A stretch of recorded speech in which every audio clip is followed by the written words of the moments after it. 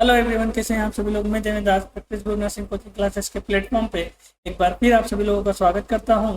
बेटा, जैसा आपको पता है, आज का जो हमारा टॉपिक होने वाला है वो एक्टोपिक प्रेगनेंसी के बारे में रहेगा। आज हम पढ़ेंगे सर टॉपिक प्रेगनेंसी के बारे में। क्लियर है बेटा? सर एक्टोपिक प्रेगनेंसी के बारे में हम पढ़ने जा रहे हैं। मैं कहूँ कि सर यहाँ होती है नॉर्मल एक्टोपिक प्रेगनेंसी। क्लियर है? अगर मैं कहूँ कि एक्टोपिक वर्ड का मतलब होता है तो इसका मतलब होता है बेटा बियॉन्ड दी नॉर्मल साइड। कि सर ऐसी चीज जो कहीं ना कहीं नॉर्मल साइड के किसी नॉर्मल साइड को छोड़ के कहीं और इम्प्लांट है। क्लियर हुई यहाँ तक बात बेटा? ठीक है सर। तो क्या होती है डेफिनेशन, क्या हो बनेगी एक्टोपिक प्रेगनेंसी के बारे में? तो मैं अगर आप डेफिनेशन बनाना सीखो और इस बात को जरा सीखो कि हम थ्योरी पढ़ेंगे। ठीक है, इस थ्योरी के बाद मैं एक्टोपिक प्रेगनेंसी के कुछ क्वेश्चन सॉल्व कराऊंगा जो आपको कहीं ना कहीं नॉट में हेल्पफुल रहेगा। दूसरी बात बेटा कि अगर ये टॉपिक पढ़ने के बाद में अगर आप इसका टेस्ट देना चाहते हो तो जो नीचे आपको एड्रेस मिल रहा है या जो दिए गए कॉन्टेक्ट नंबर पे आप कॉल करना। इसका पेपर आपको पीडीएफ के फॉर्म में मिल जाएगा। आप चाहते हो नहीं हमको तो भैया ऑफलाइन टेस्ट देना है तो आप कॉल करके सेंटर पे आइए, ऑफलाइन आपका टेस्ट होगा अगर आप इंटरेस्टेड हैं नॉट की प्रिपरेशन में तो। क्लियर है? ठीक है, तो अब हम स्टार्ट करते हैं एक्टोपिक प्रेगनेंसी के बारे में। तो मैं डेफिनेशन को तोड़ के बनाता हूं, आप मेरे साथ उस डेफिनेशन को बनाने की कोशिश करो। ठीक है बेटा? तो क्या हो सकती है सर? तो हम कहेंगे सर एक्टोपिक प्रेगनेंसी एक एबनॉर्मल कंडीशन है।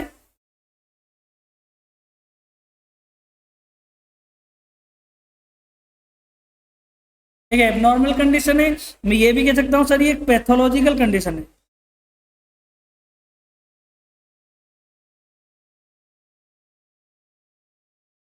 ये एक पैथोलॉजिकल कंडीशन है। ये मैं ऐसा भी कह सकता हूं कि सर ये एक नॉर्मल कंडीशन है, डिजीज कंडीशन है। कैसी है बेटा? डिजीज कंडीशन है। क्लियर है? इसमें सर फर्टिलाइज्ड ओवम, कौन सा बेटा? Fertilised ovum. Fertilised ovum sir implant हो रहा है। क्या हो रहा है सर? इम्प्लांट हो रहा है और एंड डेवलप हो रहा है। क्या हो रहा है सर? इम्प्लांट हो रहा है और डेवलप हो रहा है बियॉन्ड दी, क्या सर? बियॉन्ड दी नॉर्मल साइड या beyond the normal uterine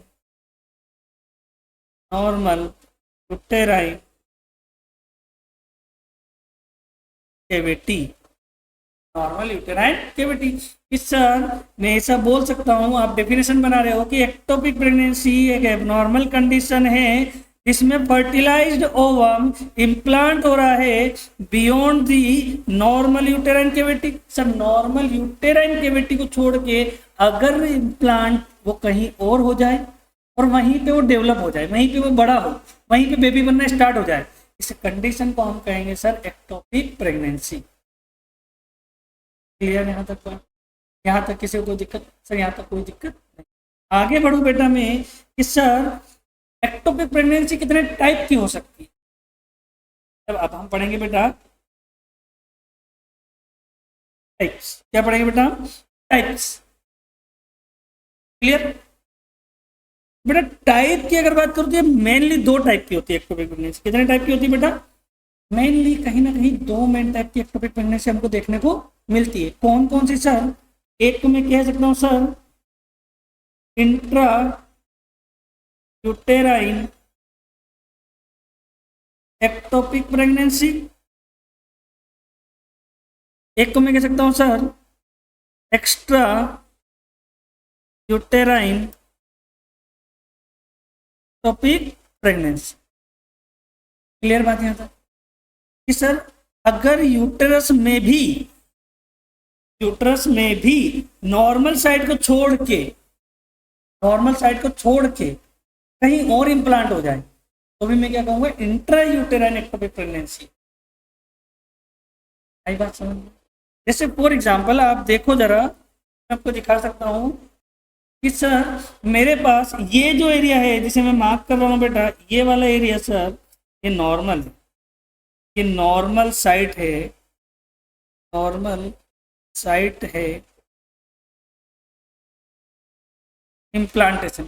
normal site क्या है? इम्प्लांटेशन। कई बार पूछ ले आपसे कि सर नॉर्मल साइट क्या है इम्प्लांटेशन की, तो आप कह सकते हो सर नॉर्मल साइट इम्प्लांटेशन की है दो। एक है sir posterior wall of uterus near the fundus, near the fundus. Second side क्या हो सकती है सर? तो सेकेंड साइड आप बोल सकते हो sir anterior wall of uterus near the fundus, near the fundus. और अगर मैं मोटा मोटा कहूं बेटा, तो जो यूटेराइन केविटी, क्या बेटा? यूटेराइन केविटी, इस यूटेराइन केविटी में बेटा अगर इम्प्लांटेशन भी होता है एंड बेबी का डेवलपमेंट होता है, तो इस साइड को हम क्या कहेंगे बेटा? Normal side. क्या कहेंगे इसे हम? Normal side. ठीक है, लेकिन अगर वही बेबी, अब आप यहां समझने की कोशिश करो कि सर ये है यूट्रस,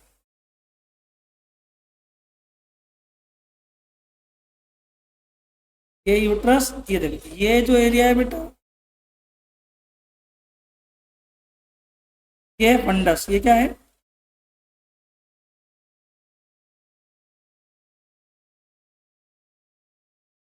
देखो ये यूट्रस। अब बेबी इस एरिया में, इस एरिया में कहीं भी इम्प्लांट हो जाए, चाहे आगे की दीवार में हो चाहे पीछे की दीवार में हो, कहीं बार लेटरल में भी हो, हमें कोई इशू नहीं है। लेकिन अगर बेबी सोचो आप यहाँ इम्प्लांट हो जाए, तो अब आप सोचो ये बेबी कहीं ना कहीं इस यूट्राइन केविटी के तो अंदर है, लेकिन अगर ये बेबी यहाँ बड़ा होगा तो ये कब देगा मुझे?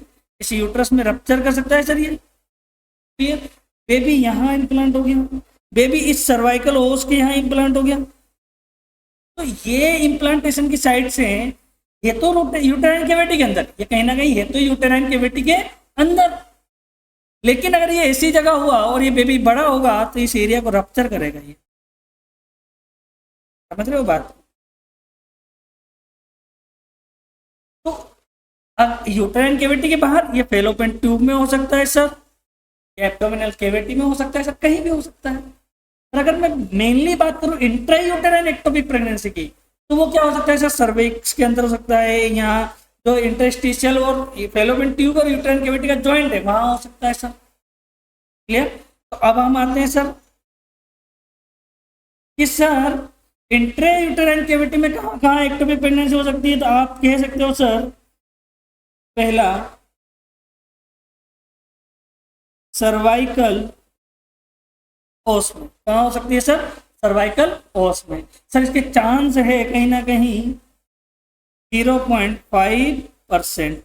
क्लियर बात? यहाँ तक ठीक है। दूसरा मैं बोलूँ बेटा और कहाँ हो सकता है सर? ये हो सकता है सर सीजेरियन स्कार पे। पहले कहीं एलएसीएस हुआ था, अब देखो ये एलएसीएस हुआ था तो हमने इंसिजन मारा था पहले वाले बेबी को निकालने के लिए। अब वहाँ स्कार तो बना हुआ है, अगर उस पर भी इम्प्लांटेशन होता है तब भी हम कहेंगे ये प्रेगनेंसी कैसी है सर? एक्टो। अब यूटेराइन केविटी के अंदर तो कहीं ना कहीं इंट्रा यूटेराइन एक्टोपिक प्रेगनेंसी है ये, और इसके चांसेस होते हैं सर कहीं ना कहीं 0.5%। क्लियर हुई बात यहाँ तक? फिर और कहाँ हो सकता है सर? सर ये जंक्शन पे हो सकता है। कहाँ हो सकता है सर? सर ये जंक्शन पे हो सकता है, junction of fallopian tube and uterus. Clear है? इसे एंगुलर भी बोलते हैं। क्या बोलते हैं? और ये केसेस भी कहीं ना कहीं 0.5% देखने को मिलते ही हैं। क्लियर हो गया? तो सब इंट्रायूटेराइन के जो टाइप्स हैं वो मेनली मैंने 3 देखे, 1, 2 और। क्लियर हो गई बात? यहाँ तक किसी को तो यहाँ तक कोई दिक्कत नहीं है। अब बात करूँ बेटा मैं एक्स्ट्रा यूटेराइन कैविटी, कहाँ की बात करूँ बेटा मैं? एक्स्ट्रा यूटेराइन कैविटी की। तो आप देखो जरा, एक्स्ट्रा यूटेराइन एक्टोपिक प्रेगनेंसी को मेनली 3 भागों में क्लासिफाई किया है। कितने भागों में? 3 भागों में। कौन कौन सा सर? तो आप समझो जरा, फर्स्ट वन हो जाएगी सर ट्यूब्यूलर प्रेगनेंसी। क्या हो जाएगी सर? Tubal ectopic pregnancy. Clear sir? दूसरी हो जाएगी sir ovarian ectopic pregnancy. Third one हो जाएगी sir abdominal ectopic pregnancy. Abdominal ectopic pregnancy. अगर मैं इनके इंसिडेंस की बात करूं बेटा तो सर 97% मुझे 97% मुझे बेटा कहीं ना कहीं ट्यूब में एक्टोपिक प्रेगनेंसी देखने को मिलती है। आई बात समझ? मुझे कई बार क्या होता है बेटा कि वो फेलो, इधर देखो हम समझते हैं, ये देखो अगर मैं इसी डायग्राम को कंटिन्यू करूं बेटा तो आप समझो जरा,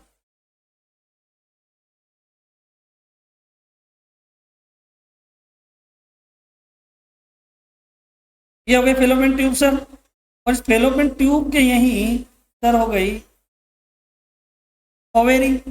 सम टाइम यही फर्टिलाइजेशन इस ओवेरी में हो जाए। कहाँ हो जाए सर? ओवेरी में। और यहीं सर डेवलपमेंट शुरू हो जाए बच्चे का। क्या शुरू हो जाए सर? डेवलपमेंट।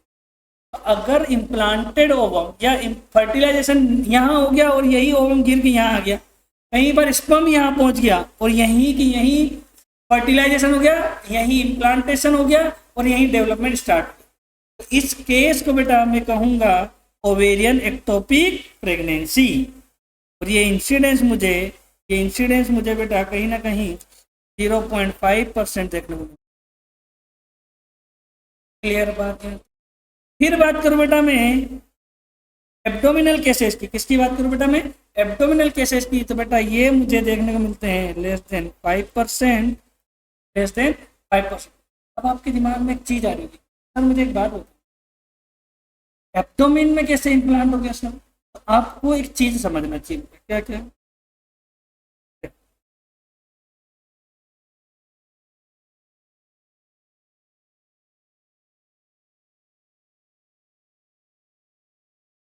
ये फेलोपियन ट्यूब हो गई। क्लियर? अब आप देखो ध्यान से, ये हो गए ओवेरी। ये क्या हो गया बेटा? ओवेरी। इन दोनों के बीच में स्पेस है। क्या है बेटा? इन दोनों के बीच में कहीं ना कहीं स्पेस है। क्लियर है बेटा?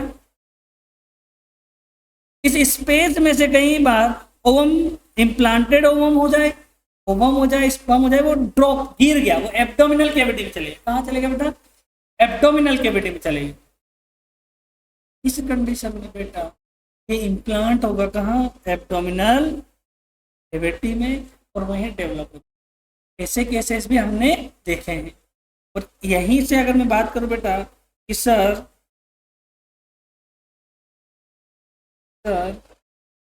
टाइप्स ऑफ एक्टोपिक प्रेगनेंसी की बात करूं तो मेनली मोटा मोटा मुझे एक्टोपिक प्रेगनेंसी 2 टाइप की देखने को मिलेगी, एक और। क्लियर? फिर उसी एक्टोपिक प्रेगनेंसी में अगर मैं इंट्रायूटेराइन की बात करूं तो मुझे 3 टाइप देखने को मिलते हैं। हालांकि और भी टाइप होते हैं, तो मेरी एग्जाम के हिसाब से इतना ही ना। क्लियर है बेटा? कि सर अगर सर्वाइकल ओस में हो जाए, अगर पहले कोई सीजेरियन स्कार थे वहां हो जाए, या फेलोपियन ट्यूब और यूट्रस के जंक्शन पे हो जाए। और ये केसेस कहीं ना कहीं 0.5% देखने को मिलते हैं। क्लियर हो गया? अब बात करूं मैं एक्स्ट्रा यूटेराइन कैविटी की या एक्स्ट्रा यूटेराइन एक्टोपिक प्रेगनेंसी की। ये मुझे मेनली 2 टाइप के देखने को। कहाँ गए? एक मुझे फेलोपियन ट्यूब के अंदर, एक मुझे ओवेरी के अंदर, एक मुझे एब्डोमिनल कैविटी के अंदर। क्लियर? यहाँ तक कोई दिक्कत है? तो यहाँ तक कोई, एक चीज और समझो, देखो बेटा ये डिटेल हो जाता है पर तुम्हारे लिए इतना जरूरी है कि नोट सेट में इससे ज्यादा ही पूछा जाएगा, इससे कम तो नहीं होगा। क्लियर हो गई बात यहाँ तक? अब थोड़ा और आगे बढ़ू सर, इधर ट्यूब वाले इंसिडेंस ज्यादा है, ट्यूब वाले एक्टोपिक प्रेगनेंसी के इंसिडेंस ज्यादा है। तो अगर मैं इसका भी क्राइटेरिया देखूं कि मुझे फेलोपियन ट्यूब में सबसे ज्यादा एक्टोपिक प्रेगनेंसी कहाँ देखने को मिलती है, क्वेश्चन तो यहीं से आएगा।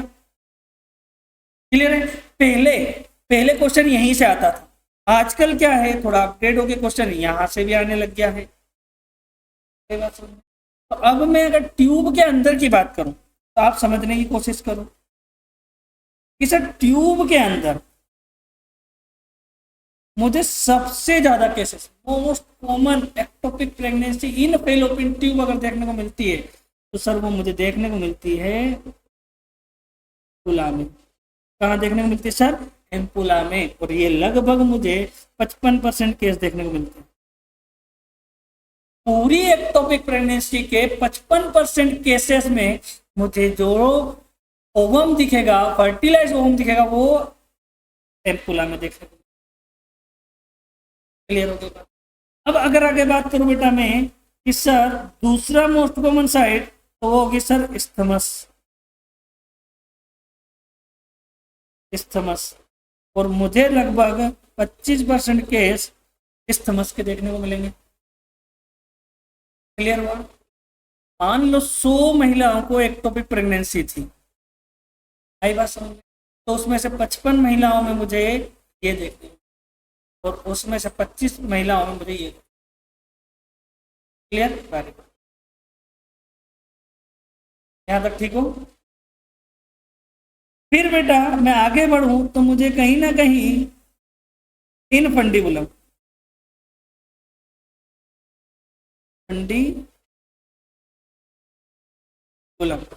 इनफंडिबुलम, ठीक है बेटा, चलो पूरा ही लिख देता हूं। क्लियर? सर मुझे इनफंडिबुलम में लगभग 18% केसेस देखने को मिलते हैं। और अगर बात करूं इंटरस्टिशियल की तो बेटा मुझे इंटरस्टिशियल में मुझे लगभग सर 2% केसेस देखने को। क्लियर हुई है? यहाँ तक किसी को दिक्कत, यहाँ तक कोई दिक्कत नहीं है। आगे बढ़े अब हम। ये था मोटा मोटा क्लासिफिकेशन ऑफ एक्टोपिक प्रेगनेंसी। बड़ा है, मानता हूं थोड़ा हेवी है, पर इतना पढ़ना पड़ेगा। क्लियर हुई बात यहाँ तक बेटा? चलो अब आगे, जैसे एक क्वेश्चन कई बार पूछा गया है, क्वेश्चन ऐसा आता है बेटा, most common site of ectopic pregnancy, ectopic pregnancy question ऐसे पूछेगा। तो अगर आप आंसर दो बेटा तो प्रायोरिटी में सबसे पहले आंसर देना sir extra uterine cavity. Option में और डिटेल में पूछे तो बोलना सर ट्यूबल एक्टोपिक प्रेगनेंसी। और डिटेल में पूछे तो बोल देना सर क्लियर बात? यहाँ तक किसी को दिक्कत? यहाँ तक कोई दिक्कत नहीं। आगे बात समझ में? अब बेटा मैं बात करूं रिस्क फैक्टर की। किसकी बात करूं बेटा मैं? रिस्क फैक्टर की। सर रिस्क फैक्टर क्या हो सकते हैं? देखो बेटा एक चीज समझना, कोस एक होते हैं सर कोस, और एक होते हैं सर रिस्क फैक्टर। दोनों में डिफरेंस होता है। दोनों में क्या होता है बेटा? डिफरेंस। अगर मुझे किसी बीमारी का एग्जैक्ट कॉज पता है, क्या है एग्जैक्ट कॉज पता है, एग्जैक्ट रीजन पता है कि ये होगा तो ये बीमारी 100% होगी, उसे मैं कॉज कहता हूं। क्लियर? लेकिन अगर मुझे किसी बीमारी का एक रीजन पता है कि भैया स्मोकिंग करने से कैंसर होता है, क्या हर स्मोकर को कैंसर होता है? नहीं सर, मतलब स्मोकिंग एक क्या होगा सर, रिस्क फैक्टर। हर स्मोकर को कैंसर नहीं होता है, लेकिन कोज जो होते हैं बेटा वो एग्जैक्ट होते हैं, वहीं रिस्क फैक्टर होते हैं। चांस है ऐसा करोगे, चांस है आप स्मोकिंग करोगे तो आपको कैंसर हो जाएगा। क्या 100% स्मोकिंग कैंसर करती है? क्लियर बात? तो रिस्क फैक्टर और कोज में डिफरेंस होता है। लाइफ लॉन्ग इस बात को आज के बाद याद रखना। क्लियर? अगर मुझे किसी बीमारी का कोज नहीं पता है तो मैं कहूंगा इडियोपैथी। क्या कहूंगा? क्या कहूंगा सर? इडियोपैथी, अननोन। क्लियर बात समझ में आ गई यहां तक? ठीक है बेटा, इन कोज को हम डिटेल में पढ़ेंगे नेक्स्ट क्लास में। ठीक है बेटा, आज तक के लिए इस क्लास में इतना ही। मिलते हैं अगली क्लास में, तब तक के लिए बेटा टाटा।